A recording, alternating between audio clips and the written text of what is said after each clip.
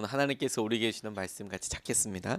신명기 4장 1절에서 14절까지 말씀입니다. 이스라엘아, 이제 내가 너희에게 가르치는 규례와 법도를 듣고 준행하라. 그리하면 너희가 살 것이요 너희 조상의 하나님 여호와께서 너희에게 주시는 땅에 들어가서 그것을 얻게 되리라. 내가 너희에게 명령하는 말을 너희가 가감하지 말고 내가 너희에게 내리는 너희 하나님 여호와의 명령을 지키라. 여호와께서 바알보올의 일로 말미암아 행하신 바를 너희가 눈으로 보았거니와 바알보올을 따른 모든 사람을 너희의 하나님 여호와께서 너희 가운데에서 멸망시키셨으되 오직 너희의 하나님 여호와께서 다니시되 너희는 오늘까지 다 생존하였느니라. 내가 나의 하나님 여호와께서 명령하신 대로 규례와 법도를 너희에게 가르쳤나니 이는 너희가 들어가서 기업으로 차지할 땅에서 그대로 행하게 하려 함인즉 너희는 지켜 행하라. 이것이 여러 민족 앞에서 너희의 지혜요 너희의 지식이라.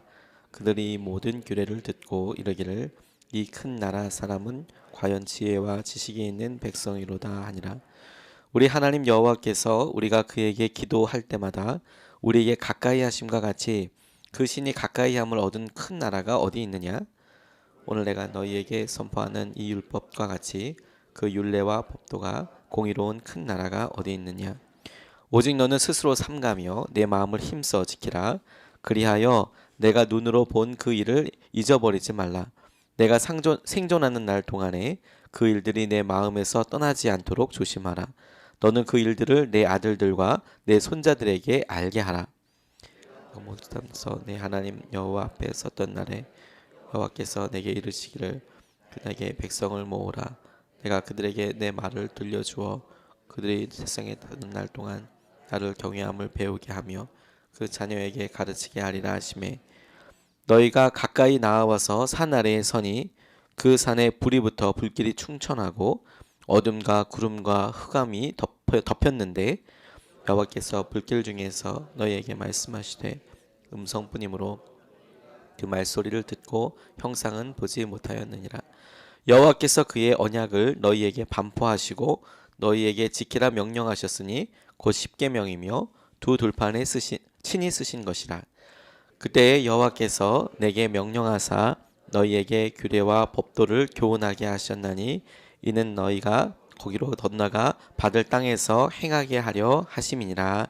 아멘. 하나님 말씀입니다. 약속의 땅을 향하여 나아가는 특별한 새벽 36번째 아침을 맞았습니다. 이번 주에는 약속의 땅 앞에 서다라는 제목으로 함께 기도하고 주님의 말씀을 붙잡고 싶습니다. 이스라엘 백성들의 광야를 순종하며 나아갔던 길이 이제 정말로 약속의 땅 바로 앞에 와 있습니다. 신명기는 그 약속의 땅 건너편까지 와서 모세가 했던 세 편의 설교라고 말씀드렸습니다. 모세가 지금 바라보기에 그의 설교를 듣고 있는 사람들은 그의 부모들이 하나님 앞에 했던 일로 인하여서 하나님의 예언이 말씀이 그대로 이루어지는 그 시기를 봤던 그 부모 세대들과는 다른 그들을 간접적으로 경험하게 되었던 부모들이 어떻게 살았나 부모들에게 말씀하셨던 말씀이 어떻게 이루어졌나를 보았던 그 다음 세대였습니다. 그리고 오늘 신명기 말씀은 간접적으로 알고 있는 그 다음 세대에게 하나님께서 하셨던 말씀이 어떤 의미였는지 그게 영적으로 어떤 것이었는지를 분명하게 지적하고 주는 그 교훈과 영적인 의미에 대한 말씀이라고 생각이 듭니다. 그 중에서도 오늘 본문 말씀은 하나님께서 말씀을 주신 것에 대해서 그 말씀을 주신 것이 어떤 의미냐라고 모세가 설교하는 내용 중에 한 부분입니다. 하나님께서 광야에서 여러 가지 일들을 하셨는데 그 중에서도 율법을 주시고 말씀을 주셨던 율례와 규례를 주셨던 이유가 무엇이냐 이것에 대해서 모세가 설명을 하고 있는 것이죠.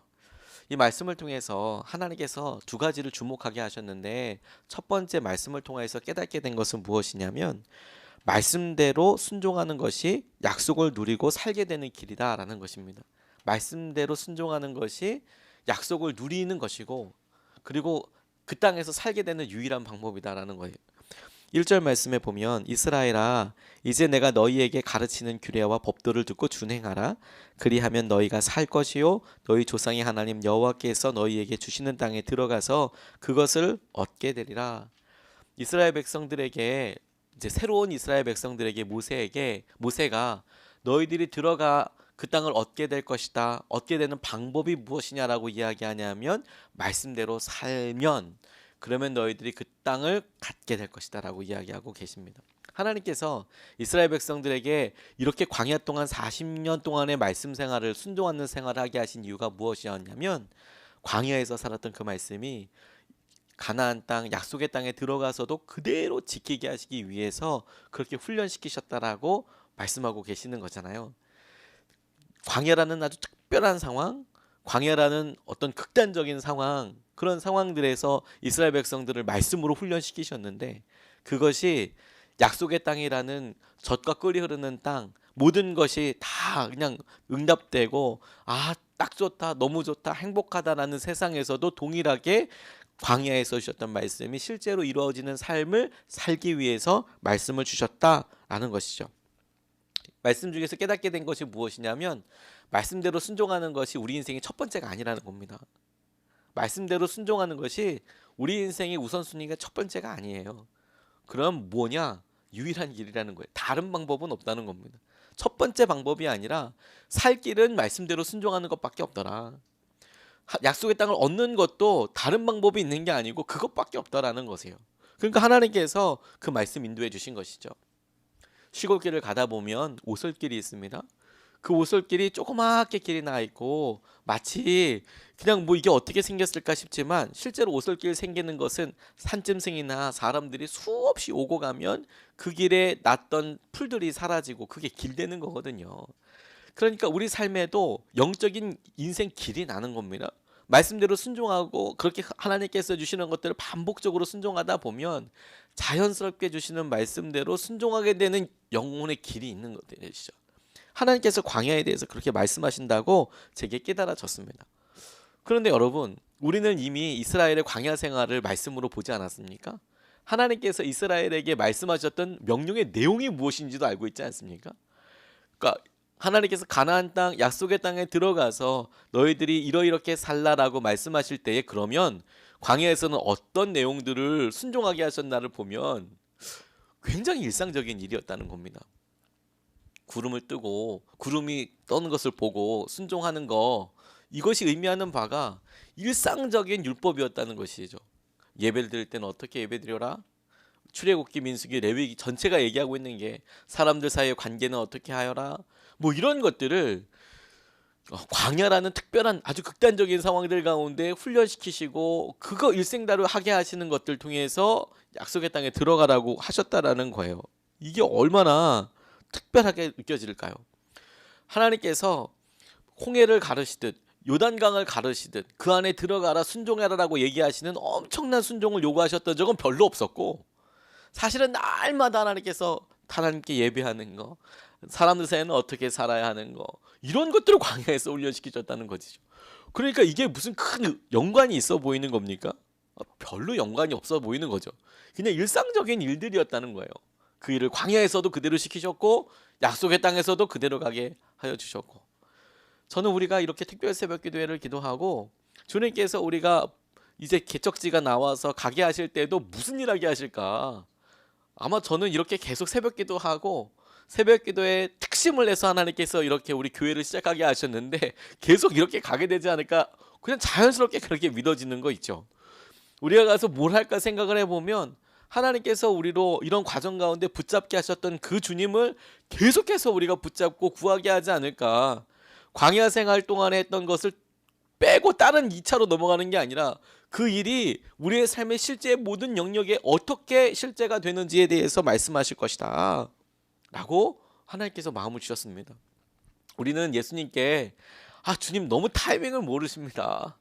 지금이 딱 타이밍입니다. 지금 결정해야 됩니다 하는 얘기를 참 많이 합니다. 근데 주님께서는 우리에게 거꾸로 이렇게 얘기하시는 것 같아요. 너는 이 다음에 무슨 일이 일어날지 진짜 모른다.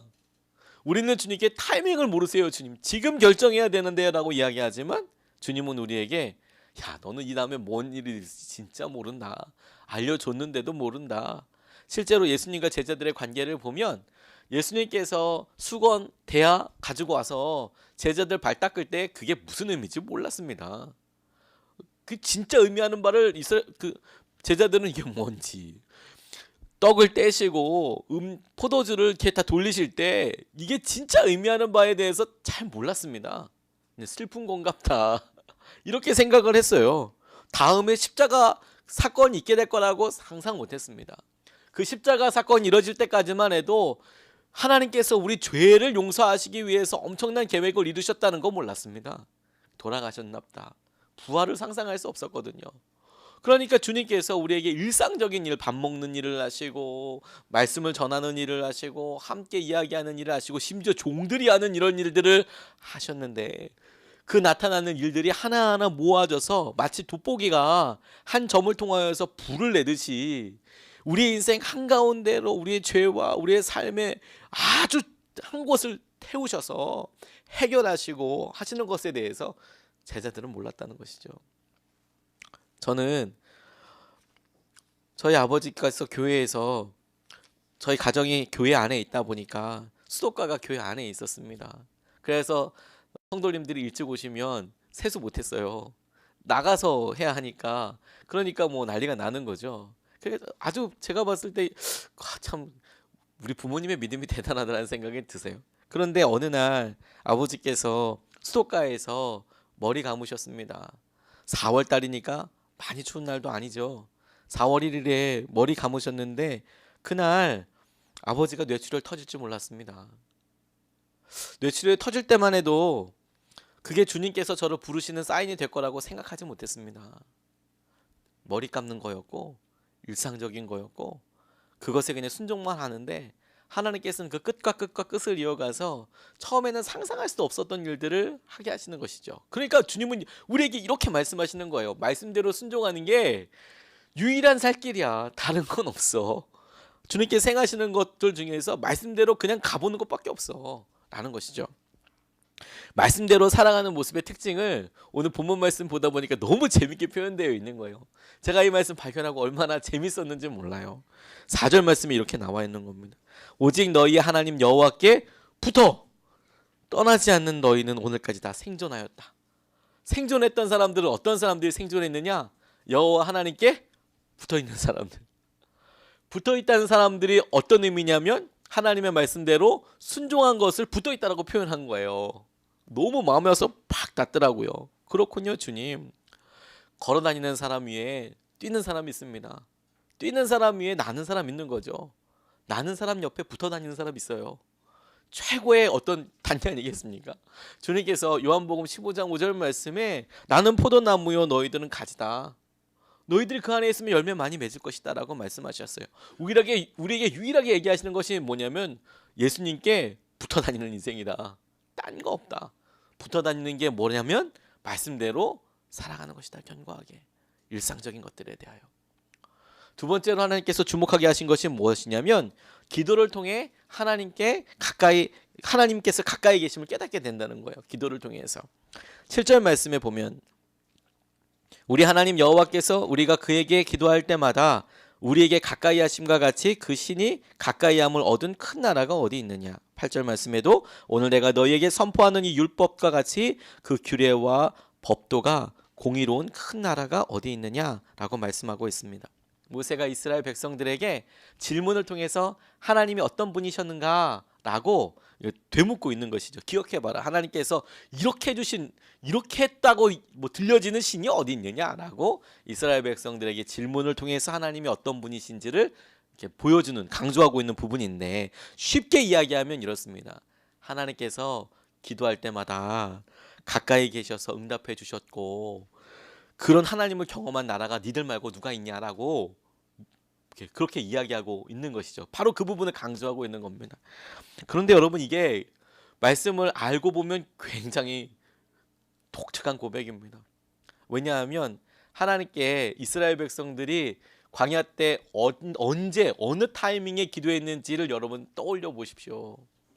우리가 근 30일 40일에 가깝도록 이스라엘 백성들이 광야 생활 가운데 어떻게 믿음 생활했는지를 잘 보았습니다. 여러분, 단 한 번이라도 이스라엘 백성들이 스스로 기뻐서 하나님께 기도했다라는 장면이 떠오르십니까? 그런 적이 없었습니다. 지금 모세가 너희들이 기도하였을 때 하나님께서 가까이 계셔서 너희들의 기도를 응답하셨다라고 말씀하시는데, 실제로 이스라엘 백성들이 언제 기도했는고 보면 불뱀 뛰어나왔을 때 기도했습니다. 불평과 원망 때문에 불났을 때, 사람들 죽었을 때, 전염병 돌았을 때 기도했습니다. 그러니까 뭔가 자발적으로 하나님께 사랑을 고백하고 은혜를 고백하고 이런 상황에서 기도한 게 아니고, 뭔가 잘못해서 하나님께서 치셨는데 살려주세요 하나님, 이런 종류의 기도들이었다는 거예요. 그런데 모세가 그렇게 기도했다는 것을 알고 있는데, 그런데 그렇게 기도해서 하나님께서는 어떤 분이셨는지를 깨달았냐면, 너희들과 진짜 가까이 계시던 하나님이 아니냐? 라고 묻고 있는 것이죠. 가만히 기도하기 시작한 때를 여러분 생각해 보십시오. 여러분들 삶에서 제가 이렇게 지켜보니까 자녀가 고3 수험생 되면 부모님들이 자동으로 기도하던데요. 웬만큼 독한 엄마 아니면 새벽기도 거의 다 한두 번씩은 나오시던데요. 급하니까, 기도하게 되니까, 마음에 절절하게 되니까. 직장 생활 어려워지면 말리지 않아도 새벽에 일어나서 다 기도하시던데요. 그게 뭔가 잘못됐다는 게 아니고요. 기도를 시작할 때 가만 보면 우리가 자발적으로 기도할 때도 물론 있지만, 거의 대부분은 힘들었을 때, 어려웠을 때, 아니면 계속 어려울 때 더 기도하게 되지 않습니까? 저희 교회가 새벽기도 부흥하는 이유는 딱 한 가지밖에 없다고 생각해요. 저희 지금 간절하게 기도해야 될 때거든요. 장소가 없지요. 어디 갈 바를 모르죠. 그러니까 기도가 저절로 나와요. 하나님 어떻게 해야 될까요? 그러니까 하나님께서 이런 걸 통해서 야성을 확 깨워버리시는 거죠. 일어나 볼래? 기도해 볼래? 이게 아니라 기도 안 하면 죽겠구나 이런 생각이 자동으로 확 드니까, 하나님께서 이렇게 행하시는 거 기대하고 보고 나아가는 거 아니겠습니까? 그런데 모세를 통해서 하나님께서 오히려 거꾸로 깨우신 거예요. 너 그렇게라도 기도를 시켜야겠다 내가. 그런데 그렇게 하나님께서 시켜놓고 하나님께서 그 기도에 응답해 주시고는, 그 의미가 무엇이냐면 내가 너와 진짜 가까이 있어, 내가 네 기도를 듣고 있어 라는 것이죠. 저는 이렇게 가까이 계신다 이런 표현이 되면 너무너무 행복합니다. 요한복음 10장 27절 말씀에 내 양은 내 음성을 들으면 나는 그들을 알며 그들은 나를 따른다라고 말씀하셨습니다. 제가 이 말씀 묵상하다가 오늘 하나님께서 가까이 계신다라는 말씀이 버떡버떡 생각났어요. 묵상을 하다 보니까 이게 너무 감사해요. 하나님의 음성을 간절히 듣고 싶죠. 그러죠? 그런데 하나님께서 뭐라고 말씀하셨냐면, 내 양은 내 음성을 들으며 나는 그들을 알며 그들은 나를 따른대요. 오늘 본문 말씀에서 나는 그들이 기도할 때 가까이 있대요. 얼만큼요 주님? 주님 얼만큼 함께하고 계십니까? 얼만큼 가까이 계십니까? 그런데 내 양은 내 음성을 듣는다고 이야기할 때, 양에게 말하는 목자가 있고 그 목자의 음성이 들리는 만큼 그 범위 안에 양들이 있는 거 아니겠습니까? 그 제게 이렇게 깨달아졌어요. 목자가 양 주위에 얼만큼 가까이 있냐면 목소리가 들릴 만큼 가까이 있는 거구나. 그러고 나니까 딱 이 공간이 보여지는 거예요. 여러분 제 목소리가 지금 잘 들리시죠? 아마 이 문만 나가도 잘 안 들릴 겁니다. 제가 소리 지르는 스타일은 아니잖아요. 아마 저 엘리베이터까지 가면 절대 아무 소리도 안 들릴 겁니다. 그런데 주님이 얼마만큼 가까이 계시냐면, 내 음성이 들리는 것만큼 양들에게 음성이 들리는 것만큼 가까이 계신대요.